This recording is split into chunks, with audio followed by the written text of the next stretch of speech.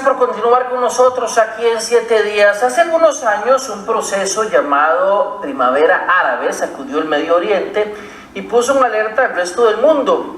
Algunos consideran que ese proceso terminó. Sin embargo, otros piensan que no ha sido así y que está muy vigente, tanto así que va a provocar, según ellos, importantes y absolutos cambios dentro de algunos años. Una de las personas que piensa así es Gabriel Bentascal, quien es un analista internacional que ha estado ya otras veces con nosotros aquí en 7 días y con quien vamos a conversar unos minutos. Gabriel, muchas gracias por acompañarnos nuevamente. Un placer, un placer. Gabriel, tal vez se nos recuerda qué era la Primavera Árabe y por qué usted cree que es un proceso que todavía no ha concluido. Para poder entender la Primavera Árabe hay que entender que los países que se crearon después de la Primera Guerra Mundial eran países artificiales, creados por imperios, en donde se colocaba a gente que no era homogénea desde el punto de vista de los clanes, desde el punto de vista de la religión, metidos en una misma frontera, a chiitas y a sunitas, gobernados por alguien que pertenecía a un clan determinado.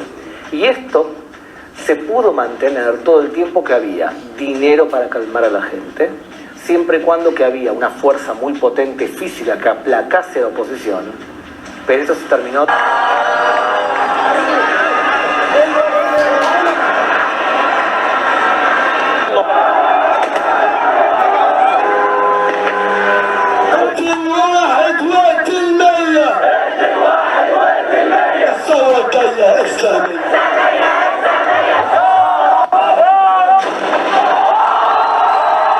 Lo que hizo fue implosionar y además países copiaban a otros países.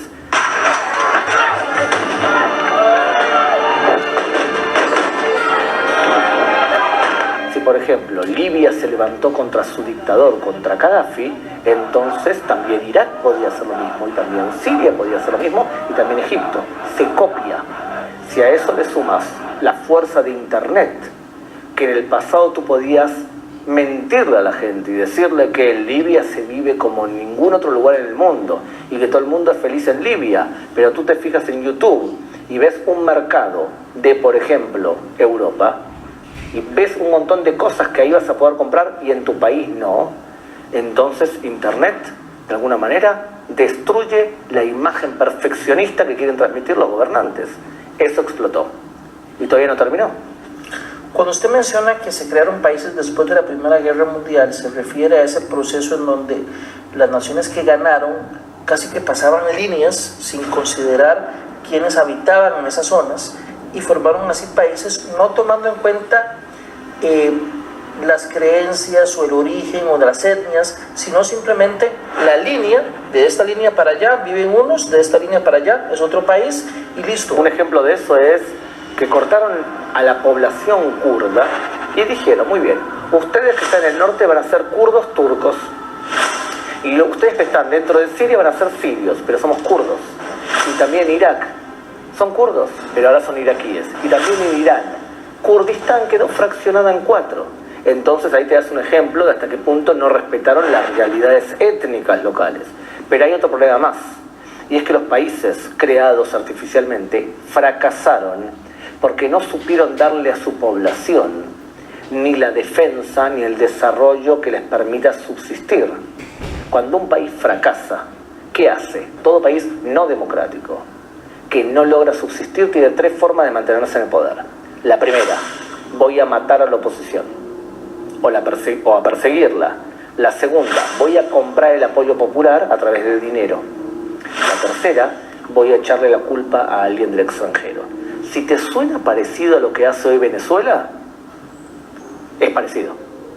Perseguir a la oposición. Nosotros queremos denunciar que hay una escalada represiva brutal por parte del gobierno.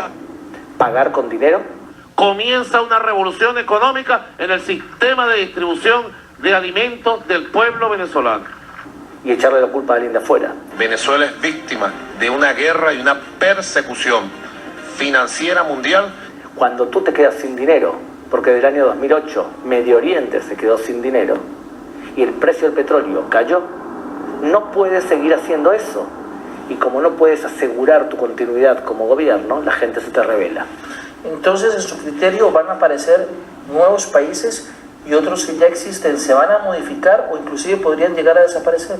Sin duda, las fronteras establecidas en las líneas Sykes-Picot tras la Primera Guerra Mundial crearon países artificiales sin respetar la realidad étnica y tribal de la zona. Probablemente se partan los países y se creen nuevos estados. Por ejemplo, ¿es posible un estado en donde todos los chiitas que están en la costa del mar Mediterráneo sean un estado independiente? Es probable. ¿Y un estado sunita en donde tomes los sunitas de Siria y los sunitas de Irak y los crees en un estado? Es probable. ¿Y un estado kurdo? Es probable. ¿Y un estado chiita relacionado con Irán, la madre de todos los chiitas? Es probable. Las fronteras van a ser diferentes. Y además los gobiernos que tienen regímenes relativamente estables probablemente también caiga. No te extrañe que dictaduras gobernadas por reyes que se mantenían porque tenían petróleo para poder vivir terminen cayendo, porque está sucediendo algo terrible en el Medio Oriente, y es que el precio del petróleo cae y los regímenes dictatoriales no pueden seguir manteniendo el nivel de vida que tienen. Y si el petróleo cae, ¿qué te queda por hacer? Durante 100 años viviste de eso, pero no invertiste en tu población, en educación, en infraestructura, en empresas. Producías petróleo. Cuando Estados Unidos dejó de comprarte petróleo y cuando China te deje de comprar petróleo, ¿de qué vas a vivir? Fíjense el mapa que te estoy mostrando ahora. Ahora te estoy mostrando un mapa que cambia todo el Medio Oriente. Fíjense, tenemos por un lado toda una zona sunita que está en el centro del mapa y tienes una zona chiita que está en el sur de Irak. Y tienes una zona kurda que está en el norte.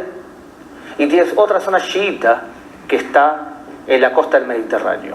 Es por eso que lo que estamos viendo en la guerra actual en Siria, es que una vez que el gobierno de Assad conquista una zona, expulsa a todos los sunitas y está creando una crisis enorme de refugiados, porque los expulsa para que haya una zona con que tenga continuidad y homogeneidad étnica, para que todos los que queden ahí adentro sean chiitas, expulsando a los sunitas. Y ¿sabes qué? Lo mismo está ocurriendo en el Líbano, donde hay intercambio de población para que queden zonas homogéneas.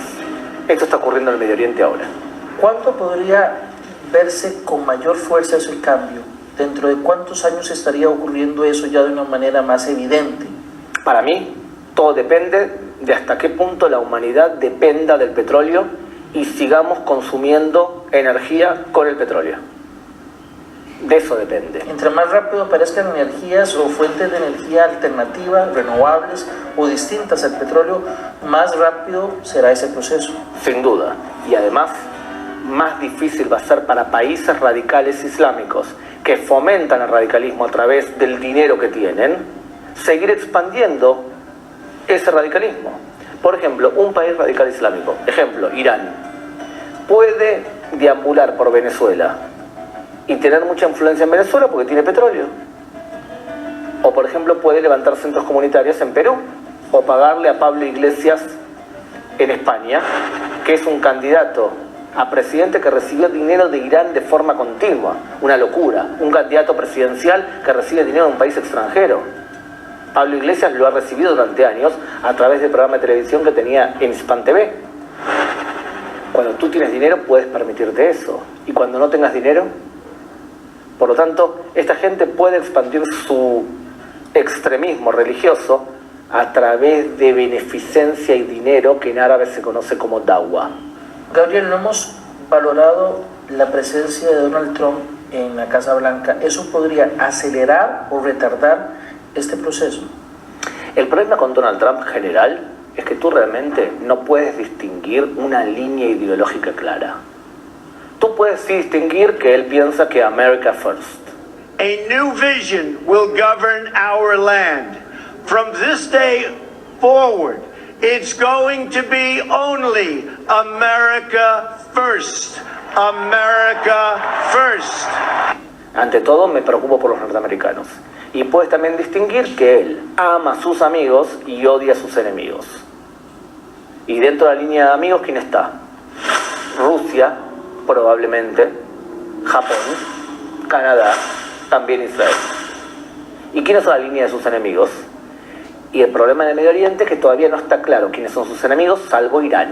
Irán es claramente enemigo de Donald Trump, según lo que el propio Donald Trump dice. Pero la pregunta es, ¿y Arabia Saudita qué? La relación que desarrolle Donald Trump con Arabia Saudita va a determinar probablemente el nivel de aceleración de lo que estamos diciendo ahora. Si Donald Trump toma entre ojo y ojo y dice, odio a Arabia Saudita es un problema para todo el mundo y no le compro más petróleo, y también presiona a mis aliados para que no le compren más petróleo a Arabia Saudita, ¿qué ocurre con el reino de Arabia Saudita? Esto te determina qué puede pasar con el proceso acelerado de desintegración de los países del Medio Oriente. Este resurgir de la primavera árabe podría sí ser importante en el tema de desaparecer lo que une el Estado Islámico. Sí, por supuesto. Este resurgir de la primavera árabe puede hacer que se logre algo importante, y es que pierda prestigio el Estado Islámico. El Estado Islámico es atractivo para gente porque tiene prestigio. Nosotros demostramos que hemos ganado, que hemos impuesto un califato, que podemos gobernar un país. Pero si tú demuestras que tu califato duró 4 años nada más, y que te has desmembrado, y que has fracasado, y que has humillado a los propios musulmanes, y que te has comportado de forma bárbara, y todos los otros musulmanes ven que el ejemplo del califato es malo, entonces el prestigio cae. Ese caer de la idea del califato y de los radicales islámicos es buena para los moderados. Si realmente aparecen nuevos estados, si se modifican algunos o llegan inclusive a desaparecer y no hay dinero, no hay petróleo, habrá una mayor necesidad de tecnología, de acceso al recurso hídrico.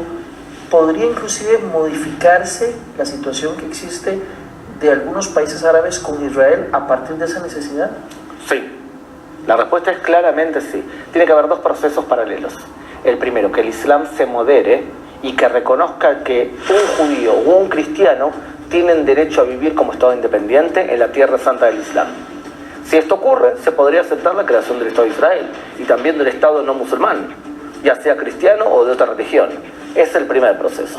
Moderación de la religión puede provocar un acercamiento a Israel. Pero lo segundo importante, un fracaso económico de los países musulmanes debido a la caída del petróleo puede provocar una necesidad imperiosa de por lo menos 2 cosas que Israel tiene, que son indispensables y que van a ser más indispensables todavía. Israel es la potencia mundial número 1 en sacarle la sal al agua. 1/3 del agua que Israel consume la sacamos del mar y le sacamos la sal a precio de agua normal que podrías sacar de un acuífero, el mismo precio. Y lo segundo, Israel es potencia mundial en agricultura, en desierto. Esas 2 cosas pueden ser indispensables para países como Arabia Saudita.